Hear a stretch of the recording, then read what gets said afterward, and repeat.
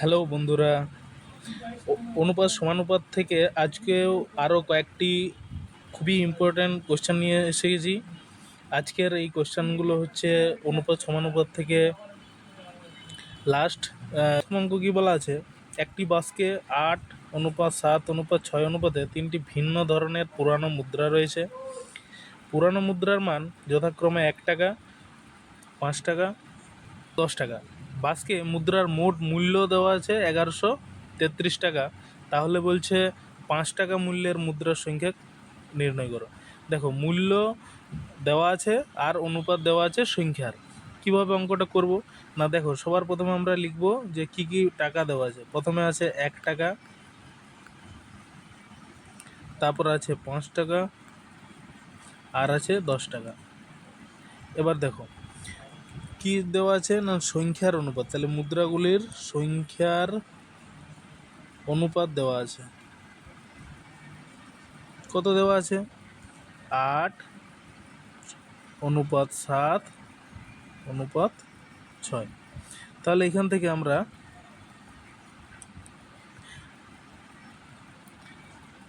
মূল্যের অনুপাতটা কীভাবে পার করব। দেখো, মূল্যের অনুপাত,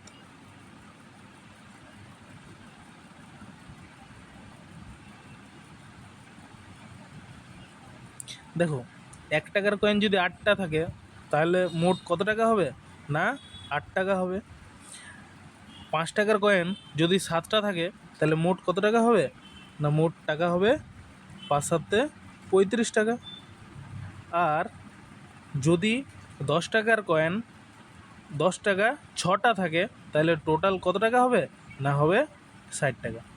দেখো প্রশ্নে বলা আছে এই তিনটে যোগ করলে কত হবে 1136। যোগ করো এই তিনটা, তাহলে 35 আর 8 হচ্ছে 43, আর 60 যোগ করলে হয় 103। এইটাই কার সঙ্গে সমান 1133-এর সাথে সমান।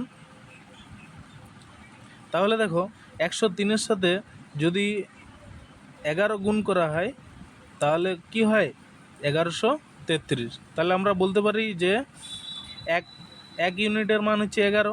তাহলে এখানে দেখো প্রশ্নে বলা আছে 5 টাকা মূল্যের, তাহলে দেখো 5 টাকার মুদ্রা কটা ছিল 7টা। 5 টাকার মূল্য ছিল, মুদ্রা ছিল কটা 7টা। তাহলে সংখ্যা কত হবে, 1 ইউনিটের মান 11, তাহলে 7 ইউনিটের মান হবে 7 × 11 মানে 77। 77টি হবে অ্যান্সার। বুঝা গেছে? মানে অপশান সি হবে অ্যান্সার। বুঝা গেছে? চলো পরের প্রশ্ন নাম্বার 2। দেখো কি বলা আছে, আমিনার 4জন বাচ্চার মধ্যে 700টি উপহার ভাগ করে দেয়। প্রথম বাচ্চার ভাগ দ্বিতীয় বাচ্চার ভাগের দ্বিগুণ, তৃতীয় বাচ্চার ভাগের 3 গুণ এবং চতুর্থ বাচ্চার ভাগের 4 গুণের সমান। প্রথম বাচ্চা এবং দ্বিতীয় বাচ্চার প্রাপ্ত উপহারের সমষ্টি নির্ণয় করুন। দেখো এই অঙ্কটা কীভাবে করব না, দেখো বলা আছে যে 4জন বাচ্চা আছে, তাদের মধ্যে 700টি উপহার ভাগ করে দিয়েছে। আর কি বলা আছে দেখো, এখানে বলা আছে মানে প্রথম বাচ্চা যে ভাগ পাবে মানে দ্বিতীয় বাচ্চা তার দ্বিগুণ পাবে, মানে 2 গুণিত দ্বিতীয় বাচ্চা, ঠিক আছে। আর এটা সমান কি বলা আছে না তৃতীয় বাচ্চা পাবে তার 3 গুণ, মানে 3 গুণিত তৃতীয়, মানে তৃতীয় বাচ্চা পাবে। এটা একটু মুছে লিখছি, 3 গুণিত তৃতীয়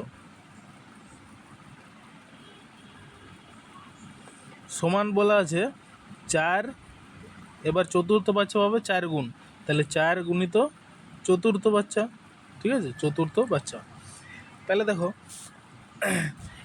যদি কখনো এরকম অনুপাত থাকে, প্রথম সমান 2 গুণিত দ্বিতীয় সমান 3 গুণিত তৃতীয় সমান 4 গুণিত চতুর্থ, তাহলে এইখান থেকে প্রথম দ্বিতীয় তৃতীয়র অনুপাত যদি বার করতে হয় তাহলে কি করতে হয়, এইখানে যে 4টে সংখ্যা আছে এর আগে কিছু নয়, মানে 1, এখানে আছে 2, এখানে আছে 3, আর এখানে আছে 4। 1, 2, 3 আর 4-এর লসাগু করতে হয়। 1, 2, 3 আর 4-এর লসাগু করলে হয় 12। তাহলে আমরা কি করব, এই প্রত্যেকটাকে 12 দিয়ে ভাগ করব। তাহলে প্রত্যেকটাকে কি করব 12 দিয়ে ভাগ করব। এখানেও 12 দিয়ে ভাগ, এখানেও 12 দিয়ে ভাগ, এখানেও 12 দিয়ে ভাগ, আর এখানেও 12 দিয়ে ভাগ। তাহলে কাটাকুটি করো, 4 3 12, আর 3 4 12, 2 6 12। তাহলে এখান থেকে দেখো, যদি আমরা বলি যে প্রথম অনুপাত দ্বিতীয় অনুপাত তৃতীয় বাচ্চা অনুপাত চতুর্থ বাচ্চা সমান কত হবে না, দেখো এইগুলো সব এইদিকে উপরে উঠে যাবে।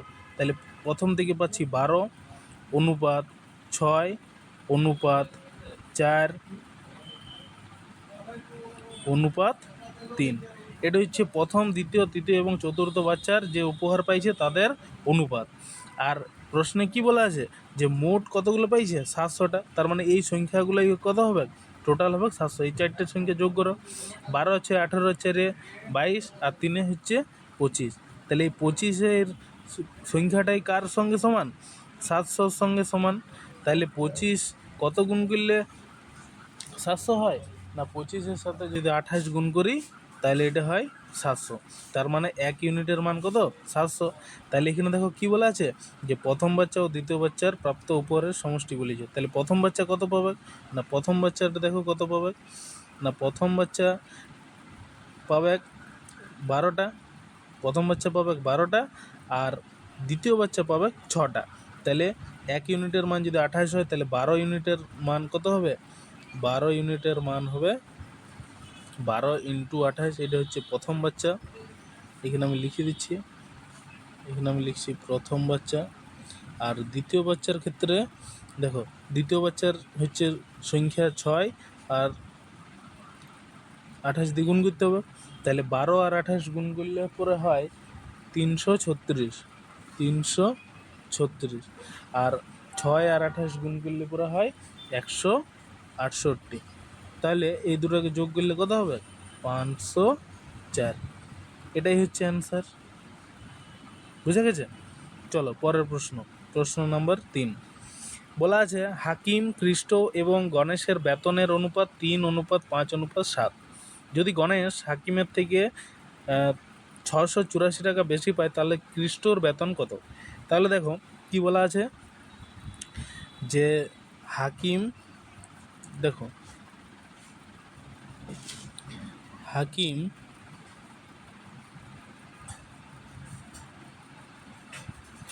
অনুপাত কৃষ্ট অনুপাত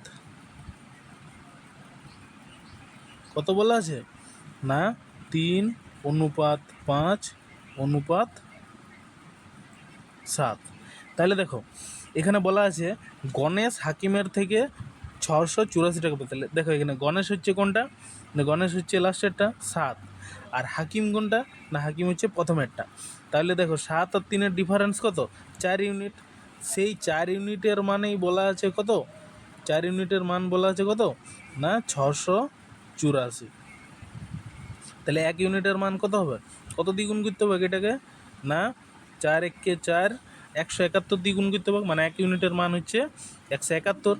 তাহলে কৃষ্টর বেতন কত, তাহলে কৃষ্টর বেতন এখান থেকে কত পেয়েছি 5। তাহলে 5 দিয়ে 5 × 171 সমান কত হচ্ছে 5 একে 5, আর 5 7 35-এর 5 হাতে রইল 3, 5 একে 5 আর 3 8, 855 টাকা। এটাই হচ্ছে অ্যান্সার, এটাই হচ্ছে অ্যান্সার, এটাই। চলো পরের প্রশ্ন।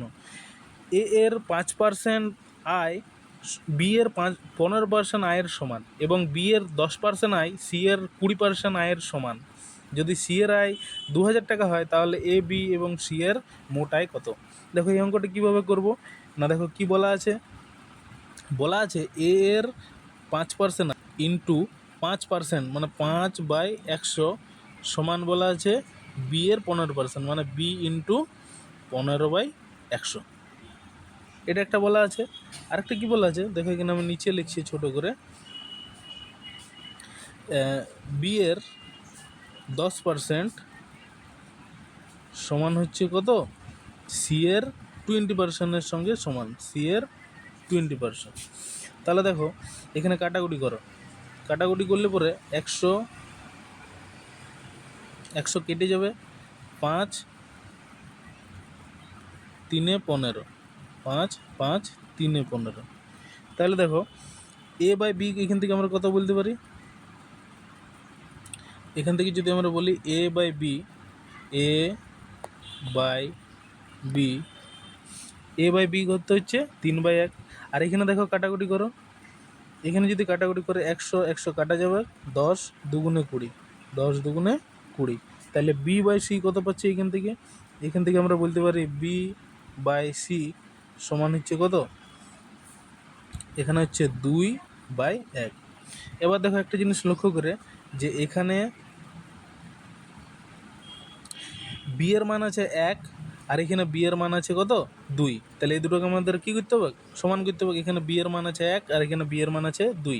তাহলে এই দুটোকে যদি সমান করতে হয় তাহলে এইখানে আমরা কী করব, 2 দিয়ে গুণ করব।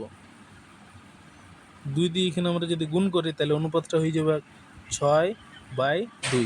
তাহলে দেখো এবার বি এর মান 2 জায়গায় সমান হয়েছে। তাহলে এখান থেকে আমরা কি বলতে পারি, এ বি আর সি এর অনুপাত।